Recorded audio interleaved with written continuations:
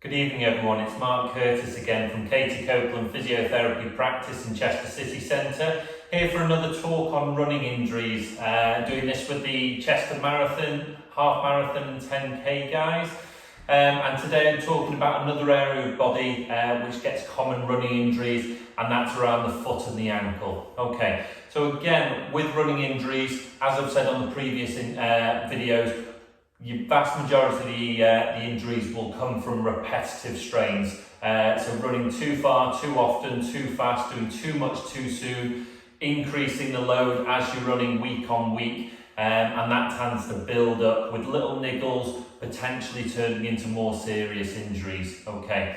There are other injuries obviously around the ankle that are quite common with runners that are more of a sudden onset of pain, and one of the typical ones is a sprained ankle. So as you're running along, you twist your ankle, go over on it, and you get the ligament sprain on the outside. Okay, that can be more serious if it's a higher level sprain on the ligaments, and really with something like that, if you can't weight bear on it, if you can't walk, if you're in quite a lot of pain, if there's significant swelling, then it is something really that you should get checked out by a physiotherapist like ourselves to get treatment and help you settle that down. But these kind of repetitive strain injuries that gradually come on over time, that you could hopefully self-manage with a few little hints and tips, they tend to be a few common ones, and there's three that I'm going to talk about today. So the first one is Shin splints, and the second one is the Achilles tendonitis or tendinopathy, and the other one is the plantar fasciitis or plantar fasciopathy. Okay, so the Shin splints, quite a common one, also known as medial tibial stress syndrome, and it tends to be pain down the inside front of the shin. Okay, so where you can feel the shin bone right on the surface, just on the inside of that tends to be the typical area, and it tends to be kind of the bottom third of the shin that tends to get most of the pain. Okay, this tends to be quite classic, and it tends to be, like I said, a bone stress injury. So the repetitive impact that you get from running tends to irritate the actual shin bone, and also some of the connective tissue, the fascia that attaches onto that area, and some of the muscles on the inside of the calf, like the tibialis posterior. It typically is just painful on impact or on weight bearing, so when you're walking or when you're running especially, you're getting the pain. But then when you rest, the pain normally does settle, and that's the key with this, that if it's continuously painful on impact, this is something that does need, unfortunately, a period of relative rest from impact exercise to let things calm down. If you keep going with impact exercise and running and training through shin splints with this medial tibial stress syndrome, it can develop more and more into a serious problem, and it's kind of sometimes an early warning sign, and can lead to stress fractures sometimes. So if this isn't settling down with this bit of advice and relative rest, then again it's something really that you should get checked out. You tend to have as well a point of specific pain, so if you run your thumb along the actual shin, there'll be quite a sore point to touch usually as well, and that's quite indicative of this injury. Okay. The other injury that you can get is the Achilles tendonitis or tendinopathy. So the broad tendon at the back of your ankle here that attaches into the calf, the Achilles tendon, that with repetitive strain with running can get aggravated, inflamed and painful. Okay. Again, that tends to be similar to some of the other tendinopathies that we talked about, like the gluteal tendinopathy, the patellar tendinopathy at the front of the knee, and it tends to be this gradual onset of pain. So it can be painful at the start of your run and then kind of warm up and feel not as bad, and then painful after running, so you can sometimes get this delayed onset of pain. Okay, you tend to get, again, quite a tenderness to actually touch the Achilles tendon, and it can actually look thickened and inflamed as well. Okay, and then the third injury that people tend to get is the plantar fasciitis or plantar fasciopathy, and that tends to be pain right on the inside edge or the base of the heel. Okay, so more underneath the heel. Okay, and into the arch of the foot here. Okay. That is a connective tissue, the plantar fascia. It's a connective tissue that maintains the arch of the foot. And as you're running, you're putting the strain through and springing off that plantar fascia. That's part of the recoil and the spring effect of running. So you do put quite a lot of strain through there. And that can again get repetitive strain. It's very similar to a tendinopathy, where you tend to get that pain and it gradually builds through the run. You can warm up as well and then get that delayed onset of soreness. Okay. A typical thing for that again is that point tenderness on the actual inside edge of the heel. And what people tend to get as well is what we call first contact pain. So first thing in the morning, as soon as you get out of bed and you put your foot on the floor, it's really, really painful. But then you can kind of walk it off and it feels a little bit better unless you do too much on it. Okay. So again, all three of those are kind of repetitive strain injuries. All right. Things that you can do to try and settle it down, similar to the other injuries that I've talked about, is giving it relative rest. So trying to reduce or change your actual training pattern to reduce the amount of force. If you just keep ploughing on through your training, ignoring the pain, it's likely to get worse and worse, especially if you're upping the mileage and trying to progress on through. So it's trying to reduce or change your training pattern to try and reduce the amount of strain through it. Okay, icing the areas onto the shin, onto the Achilles tendon, onto the heel can help after you've done the runs or after you've done some rehab on it to try and settle the pain down. That can be helpful as well. Okay, and some of the other things again is trying to cross train as well. So if impact exercise and running is constantly causing pain, trying to reduce the amount of aggravation by doing other kind of cardiovascular exercise, especially for shin splints. You'll normally find with shin splints that impact exercise like running is really painful, but things like cycling, swimming, even cross trainer, rowing can be almost pain-free because you're not having that impact through the bone all the time. And that can keep your cardiovascular system going and help with your fitness, but without the running. So that can help with trying to keep on track with your training. Okay. Other things that you can do to try and support the areas whilst you're running. So there's lots of different insoles, orthotics and things like that that people try, and different shoes that for some of these areas can be quite useful around the foot and the ankle. Okay, so I've got some examples here. So the first thing with shin splints, again, it tends to be a bone stress injury, so it's the repetitive impact that causes aggravation. So you can get these kind of insoles. There's one called the Insoles, and it's a shock-absorbing insole, and it's designed really to try and reduce those impact forces and make the cushioning a little bit better, and that can help. Or looking for certain trainers as well, going into a specialist running shop and asking about the kind of shock-absorbing and the more impact-absorbing shoes, and which are the more beneficial for that, and that could help. Okay. The other thing that tends to happen is with the plantar fasciopathy, with the Achilles tendon, and sometimes also with the medial tibial stress syndrome, with the shin splints, people find that people that have less of an arch in the foot, so people that tend to have, when they're running or when they're walking weight bearing, instead of having the arch of the foot, their foot tends to roll in, so you're flattening the arch.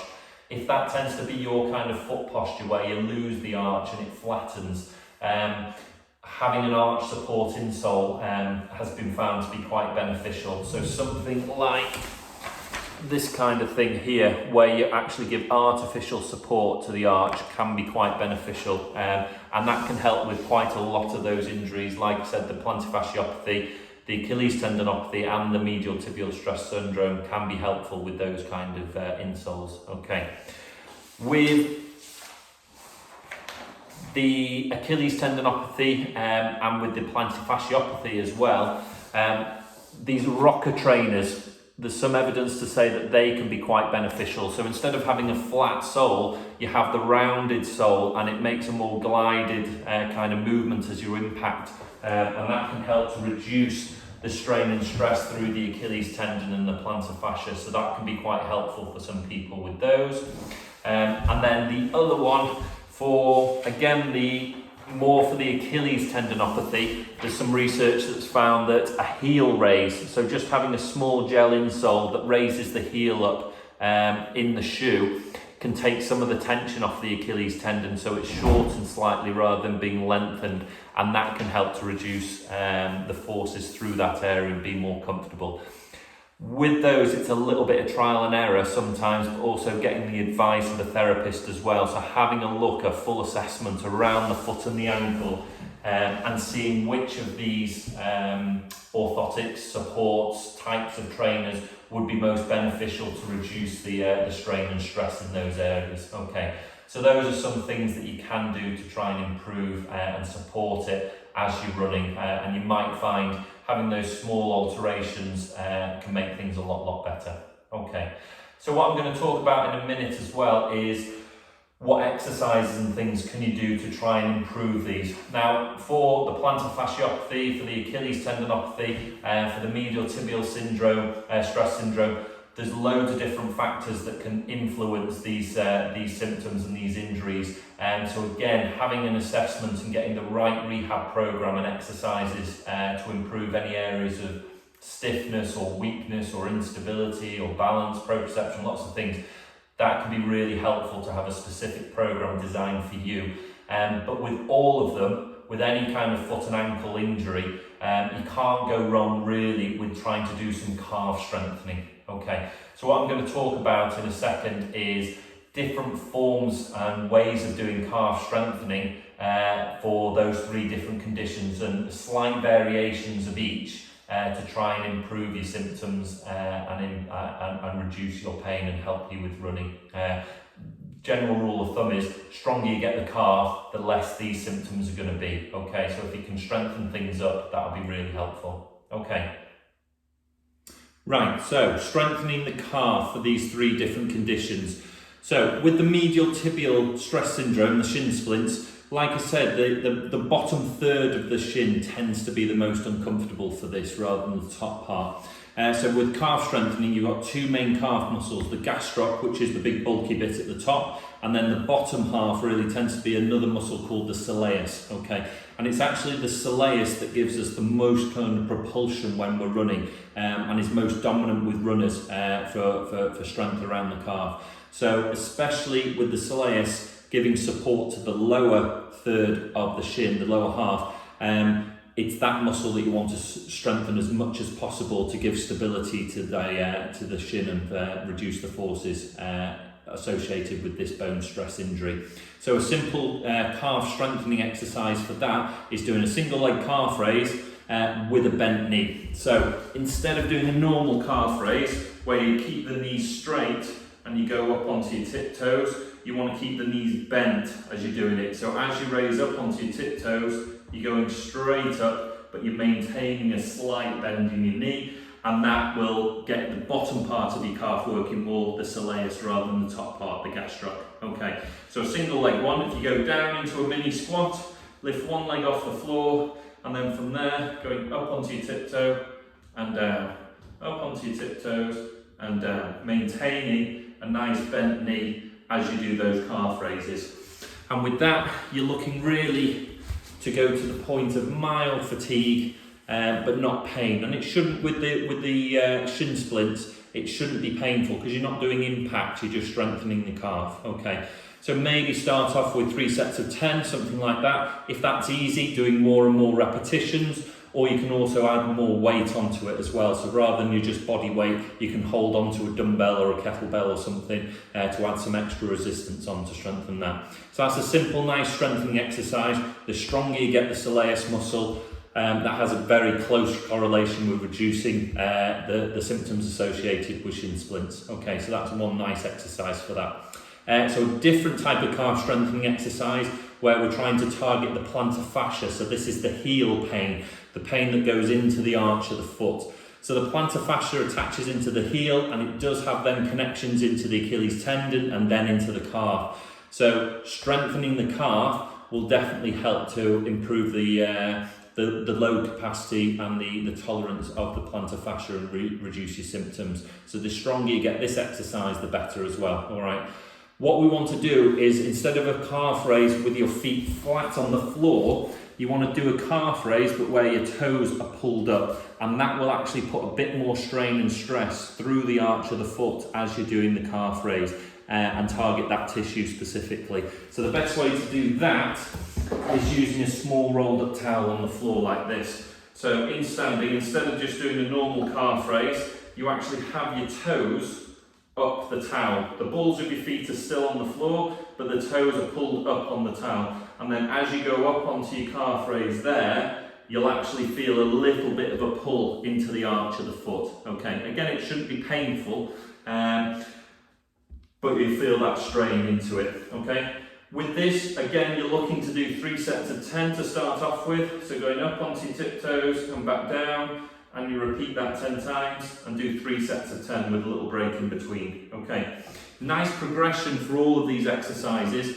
You can do it 2-footed, and then you can do up with 2 and then down with 1, which makes it a little bit harder, and then you can progress onto 1-legged eventually. Okay, so that's a nice little progression for calf raising exercises that can improve things. So for example, for the first week or so, you can do 3 sets of 10 where you're just going up and down with 2 legs, yeah? And then the second week, as that gets easier and things improve, you can then go on to going up with 2 legs, take 1 leg off at the top and down on 1 leg. So you go up with 2, down with 1, up with 2, down with 1. And the injured side is the one that you keep on the floor, obviously. And then on the third week, if you get better at that, then you can just go up and down just on the 1 leg.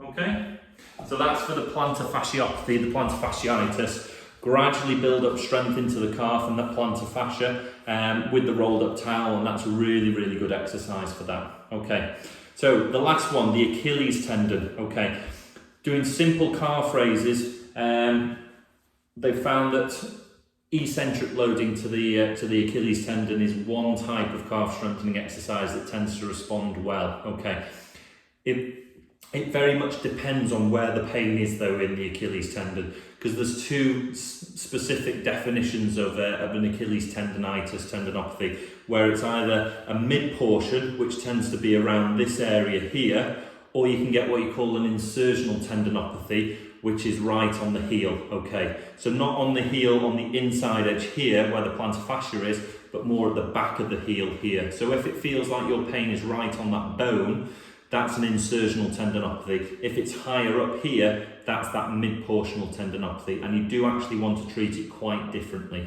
Okay, so the main difference is whether you drop your heel lower off a step doing the calf raises, or if you do it off the floor. Okay, so with this insertional tendinopathy, you don't want to be doing the calf raises off the step, okay, that everyone knows about. If you drop the heel lower than the step, it puts what we call a compressive force on the tendon at the heel, and that can aggravate things more than make it better. So with the Achilles tendon problem where it's on the heel, do the calf raising strengthening exercises, but off the floor. So for example, you're going to do eccentric loading. So again, like the plantar fascia one that we did before with the towel, you're going to go up with 2, take your good leg off, and then down on 1, but only to the floor, okay? Up with 2, down with 1, okay? And you do as many reps as you can with that. Start off with maybe 3 sets of 10, but try and build that up more and more, okay? If you've got a mid-portion Achilles tendonitis, tendinopathy, then doing off the step can be better to increase the range of movement. So you can do that with the mid-portion one, but if you have the insertional heel pain, just do it off the floor. So with that exercise, exactly the same idea, where you're going to go up onto your tiptoes, take your good leg off, and then drop down, but you can start to drop lower than the step, okay? So you go up with 2, and then drop down. Up with 2, and then dropping down. Never hold it at the bottom as a stretch, you just go straight back up again, okay? So there is a definite difference with that Achilles tendonitis, tendinopathy, whether it's mid-portion or whether it's insertional tendinopathy, whether you do it off the floor or off the step and drop the heel down lower, okay? So those are some nice exercises that you can do. All of them are kind of strengthening the calf, and you can't go wrong really. If you've got an ankle or a foot injury, the calf is the main bulky muscle stabilising the ankle and the foot. Get that stronger, your symptoms are likely to be a lot less, okay? There's loads of other things that you can do. And again, you need a bit more guidance really, getting an assessment, seeing exactly what biomechanics are slightly dysfunctional, what's tight, what needs stretching, what's weak, what needs strengthening. So having the guidance from a therapist, if the general advice of relative rest and training adaptations and using the ice and things, and maybe some of those orthotics and shoe adaptations and supports, if they don't tend to help and things aren't settling as you'd hope, do give us a call and see if we can help you to resolve things, settle your symptoms down and get you to the start line in as good a condition as possible. Okay. Hopefully that was helpful for all these kind of foot and ankle injuries. If you have any questions at all, please do give us a call or direct message us. Our details are on there, or just comment below the video and I'll get back to anyone with any questions.